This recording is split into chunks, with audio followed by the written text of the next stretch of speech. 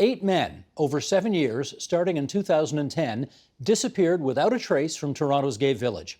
Lives taken, it turns out, by a predator operating in the midst of a vibrant community where fears mounted even as police came up short. Investigative journalist Justin Ling covered this story as it was unfolding, but his new book goes further, probing what made such a shocking loss of life possible. It's called Missing from the Village, the story of serial killer Bruce McArthur, the search for justice, and the system that failed Toronto's queer community. And Justin Ling joins us now from Montreal, Quebec, for his first time on the agenda. Long overdue, but happy to see you on the other end of that television screen. Justin, how you doing? I'm doing as well as could be expected given the circumstances, Steve. Thanks for having me on. That is actually the right answer to that question. Very good. I guess I want to start, before we actually tell the story, I want to know what drew you particularly to this story. Yeah, I mean, I actually recount the moment when I decided to start reporting on this story in the book, and I remember it actually very, very vividly. It was a moment actually sitting in Parliament in my former office on the third floor of Centre Block, and it was in the middle of an election campaign, and I was just struck by this image of a headline that I had seen a couple years earlier about men who started going missing in the Church and Wellesley village in Toronto. And I remember at the time in 2013 thinking something is really wrong here. You know, it's not every day that three men who look really similar, all three were brown-skinned immigrants. All three of them were queer. All three of them went to the same bars. It's not every day that people with that many similarities go missing from a small geographic area over a small time frame. And I remember thinking back then, God, I hope they catch the guy. And in 2015, going back and looking through all those headlines again, there had been no update. There was no conclusion. There was no press conference by police a year later or 2 years later. There was no follow-up by the Toronto Star or the Globe and Mail. There was nothing. 2 years of just absolute radio silence. I would learn later that the investigation had been shut down in 2014 and that nobody was looking into this. This had been completely just left to lie fallow in a filing cabinet somewhere. So it was in that moment I thought, well, someone needs to go back and revisit this. Something is wrong here, and if someone is responsible for those disappearances, they could do it again. They might still be doing it. They might still be potentially abducting or killing people in the gay village, and somebody needs to ring the alarm bell on that. All journalists, all reporters, they want to tell important stories, and this is clearly an important story. Did you feel, though, that as a gay man you had either particular insight or entree into this story that others might not have? I think to some degree, yes, but I think the biggest part was just knowing that it's unusual for people to disappear from the village in that way.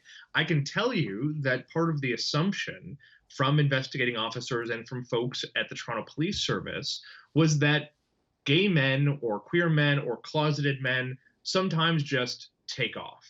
It really was this assumption that maybe because they were immigrants or refugees, maybe because they were queer or in the closet, that maybe they'd head back, and I'm going to use really aggressive scare quotes here, go back home or head back home, or that maybe they would just get in the car or hop on a bus and just go to some other life somewhere.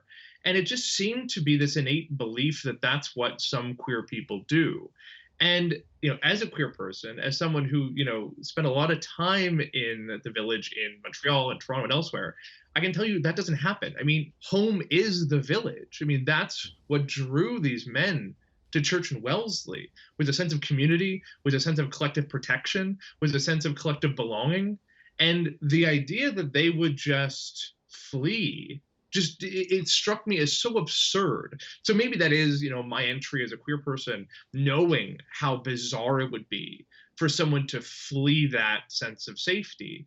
But in many respects, I think what I brought to this was just, my journalism experience, right? It shouldn't take a queer person to look at that story and say something is really wrong here. There was no innate knowledge I had as a gay man that told me there was something particularly off here. It was just knowing that when you don't properly investigate outstanding missing persons cases, especially ones that look so similar, you end up letting serial killers go undetected. We learned that in the downtown east side of Vancouver. So, that is the sort of experience that I brought into this story. I think me being a queer person certainly helped. I don't think it defined my coverage of it, no.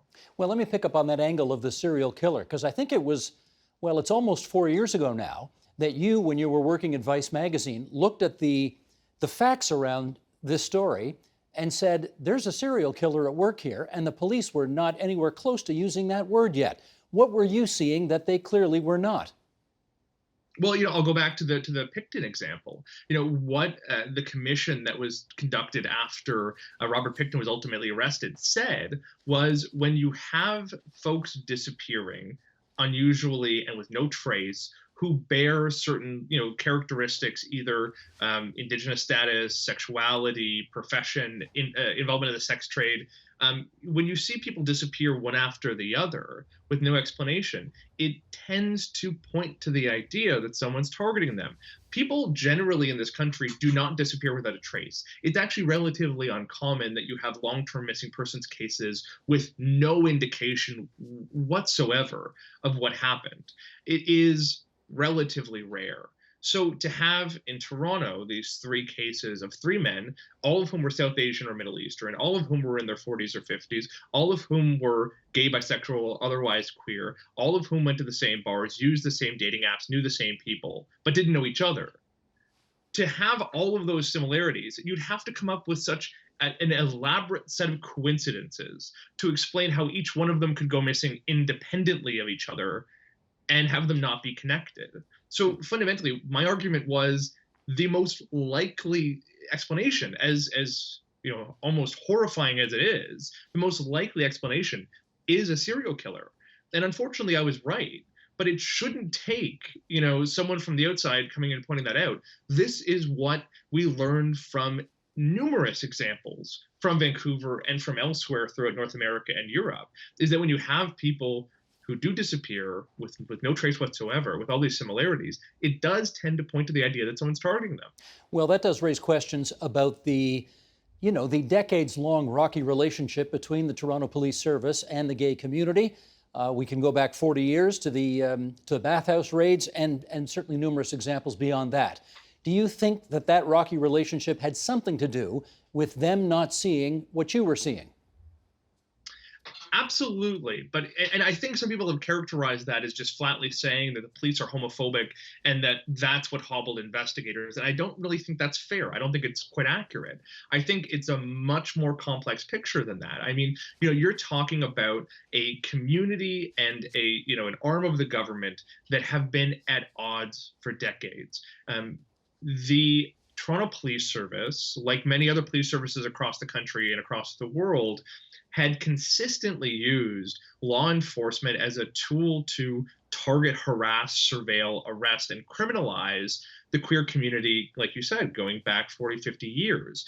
That was used to raid bathhouses, to arrest folks in their own home. In some cases, there are stories of officers picking up queer people from the gay village, driving them down to the Portlands, roughing them up, stealing their shoes, and forcing them to walk home. These are the sort of experiences a lot of queer people had with the police, right from the 60s, 70s, up until the 2000s in many respects. So a lot of that came along into this investigation. Now, I truly believe the Toronto Police investigators and detectives who worked this case genuinely wanted to cooperate with the folks in the village, genuinely wanted to solve these cases. But what you had was a fundamental mistrust, a long-standing and deep-seated misapprehension about the mission of the Toronto Police Service, and an unwillingness, I think, to be maybe as cooperative as they could have been. That being said, a lot of folks in the village went into the police station, went into these detachments, went into interviews with police, and spilled their guts out, offered everything they knew that could have been helpful to this investigation. They went above and beyond in terms of revealing details about their own sex life, details about their own, personal relationships. And ultimately, some of that information pointed to Bruce McArthur, the man responsible for all of this. And police, unfortunately, weren't able to, put all of those dots together and ultimately make the arrest when they probably could or should have. So there's a lot of sociological sort of community mistrust that goes into this failure, essentially. For sure. Let's play a clip right now. I want to go back to just a little over 3 years ago. Mark Saunders was the then chief of the Toronto Police Service. The issue of a serial killer came up, and here's what he had to say. Sheldon, the clip, please. I know that there's obviously you don't want to create public panic, but is there any reason for you to say definitively that there is not a serial killer that is in that area? We follow the evidence, Travis, and the evidence is telling us that that's not the case right now. So if the evidence changes, that's another day. But the evidence today tells us that there is not a serial killer based on the evidence that's involved. I'd like to know what went through your head when you heard the chief say that. It was jarring, I think, at the time. So at that point, we had the 3 disappearances between 2010 and 2012, and we'd had 2 more disappearances in 2017. Again, 5 men, all with ties to the village, all who fit a pretty neat profile. And the police repeatedly insisted that it was panic or paranoia that explained people's calls for this to be treated as a serial killer investigation. Now, I know a lot of people will say, well, maybe the chief knew more than he was letting on, and he didn't want to tip off Bruce McArthur. But actually, in investigating this book, I've learned that police genuinely did not believe they had a serial killer right up until the days before the arrest in early January 2018. Police really were of the opinion that Bruce McArthur was only responsible for a single homicide. So it was really, in reporting out this book, it was stark to me, the fact that police refused to accept the possibility or the likelihood of a serial killer right up until the final days, where they finally had that smoking gun evidence that confirmed what I think a lot of people in the village have been saying for years, which is, people don't disappear in this way. These cases were connected, and unfortunately, they were right. I want to ask you about the relationship between the police and the media, because it is on the one hand occasionally confrontational, but it is on the other hand symbiotic. The media need the police, and the police need the media to get the word out and to garner public attention, to help them perhaps see evidence, see witnesses, and so on and so forth. How did you negotiate that occasional push-pull of that relationship? It's complicated, to say the least. Mm-hmm. I mean, it's fair to say that the Toronto Police Service is not always receptive to critical reporting. I reported out this story for Vice, as well as Maclean's, ultimately the Globe and Mail, the CBC, and of course working on this book. And it was tough sometimes, to get real callbacks or real confirmation of things we were reporting. And other times, I can tell you that many of the officers involved in this case are far more media friendly than many other officers I've dealt with the Toronto Police Service. Detective Sergeant Hank Nsinga, who is the head of this investigation, was more willing than I think I've ever seen an officer, an active duty officer in Canada, to call up reporters and to hand over information and to be accessible to tough questions, and I really appreciated that. But I think at the chief's level, there was an effort to control information. There was an effort to, in many ways, gaslight both the media and the community about legitimate fears and legitimate questions. I mean, at one point, you heard Chief Saunders suggest that it was the community's fault for not coming forward with critical information. He did that in an interview with the Globe and Mail. Well, and when the Globe and Mail published those comments, he tried to allege the Globe was fabricating or taking out of context his comments, which I think was absolutely unacceptable. And what's even more, galling for me is that the chief knew when he made those comments that investigators actually had gotten tips from the community about Bruce McArthur, and in fact, they had even interviewed him in 2013. So it's frustrating to watch the police service proclaim that it wants to be accessible and accountable to the media and to the public, when in some respects, it tries to obfuscate and control information in that respect, and then deny when it's called out on it. So there's a lot of work that needs to be done, to say the least. Let's do an excerpt from the book here. Sheldon, if you want to bring up this graphic, we'll do this excerpt from Justin Ling's book. Bruce McArthur's victims were vulnerable in similar ways. They were marginalized because the police spent so many decades marginalizing the entire community. Individual detectives may have treated this case with all the seriousness and empathy it required, but that can't undo every other homophobic remark from someone in uniform, every morality raid on a gay bar, every queer person who died in police custody, every trans homicide that was allowed to go unsolved. More than that, his victims faced trauma that helped create narratives to explain away their disappearance. War, torture, violence, illness, assault. Those experiences shaped these men's lives and may have contributed to their mental health struggles and substance abuse. But it should not have meant that their disappearances deserved less public scrutiny or concern from the police. In your view, Justin, what does all that say about the nature of the police service in Ontario's capital city? I think it says that the whole system is in many respects broken. And I mean, this is something I think we're grappling with, not just in Toronto, but across the country and across North America. There is a fundamental mismatch between our public safety institutions and the community who are most at risk and who need that help the most. You know, there's a real conversation being had about the ways in which communities like racialized communities, Indigenous communities, and queer communities are often in very contradictory ways over-policed but under-protected. You know, you're more likely to get picked up for dealing drugs or having drugs in your person, or for sex work, or for homelessness, or for vagrancy, or for small crimes that really don't matter in the grand scheme of things in terms of public safety. You're more likely to get picked up and arrested and prosecuted for those things if you're racialized, if you're Indigenous, if you're in the village, say. But you're also, in many respects, less likely to have your disappearance, your homicide, or your assault solved. So what does that say about our institutions? That the very people we recognize are the most targeted and vulnerable are also the ones who are most harassed and targeted by the police, but also who are least protected. That is a fundamental problem that we have not grappled with in a fulsome enough way. And I mean, this is not new. In the book, I go back to the 1970s and 80s to show that even as the bathhouse raids were happening, even as this harassment of the community was happening, homicides against queer people were skyrocketing and going unsolved at a rate significantly higher than the rest of the community. So the parallels to modern day, I think, are really staggering. Also consider the fact that, you know, as men were still going missing from the church in Wellesley village, there were morality raids happening on parks, targeting men who were, you know, hooking up in the bushes, essentially. So you have to ask yourself, why was it that we didn't have adequate resources investigating missing persons cases, but we had plenty of resources to send undercover cops into bushes to arrest people who were, frankly, doing nothing wrong?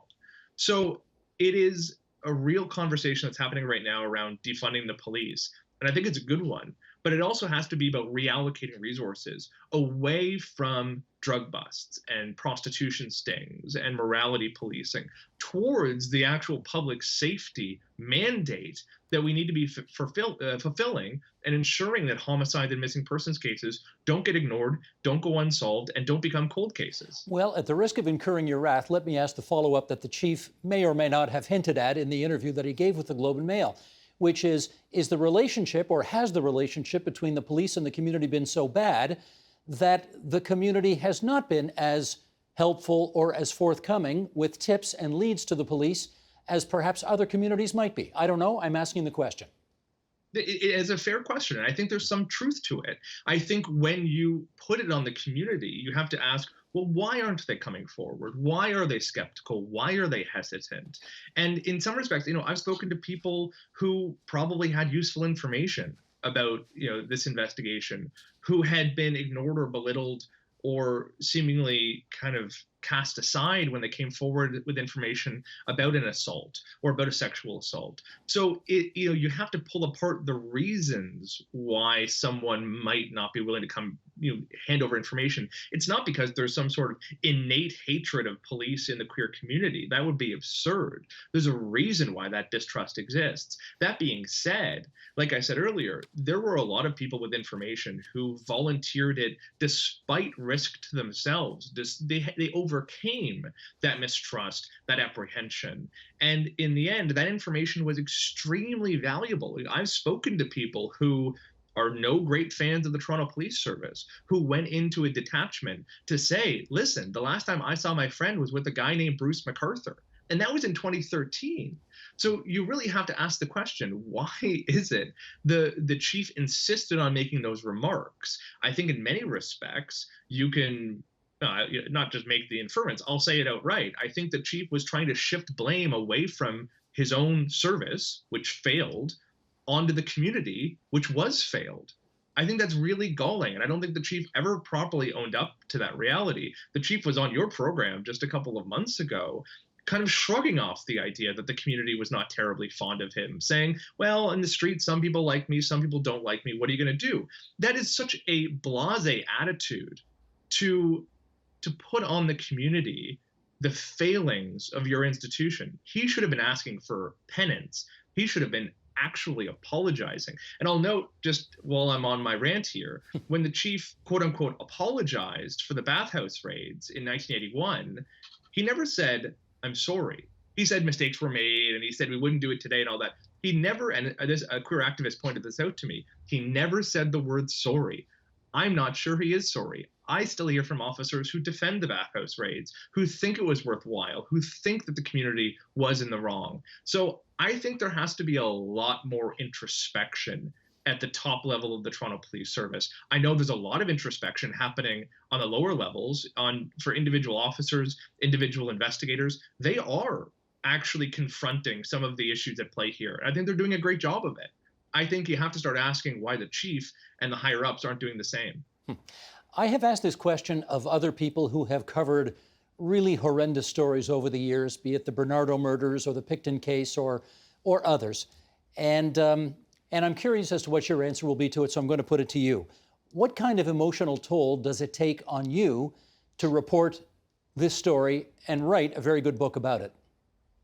It undoubtedly takes a toll. I mean, I can tell you that there were times writing this book where I had to stand up and walk away because I was bawling, right? I couldn't stop crying at certain circumstances.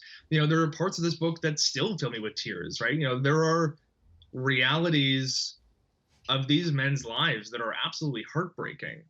That being said, I think, I was in a good place to write this book. I was not the one personally affected by this investigation.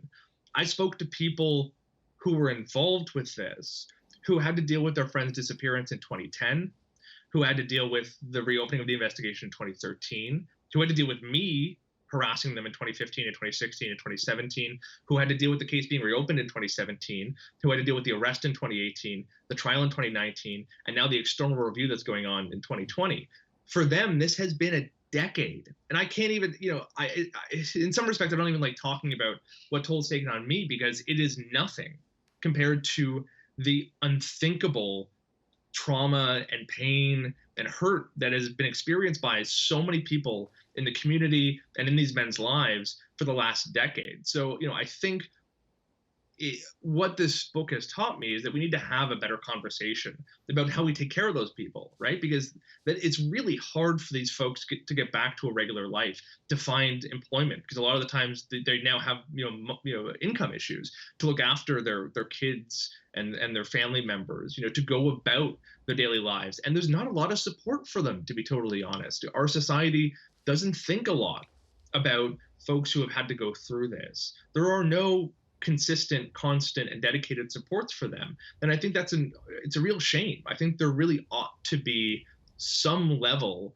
of support network for these people. And really outside of the court system in some respects, and in some cases the police, there really isn't. Well, you've done a real service spending the time you did getting this book published and getting this story to the public.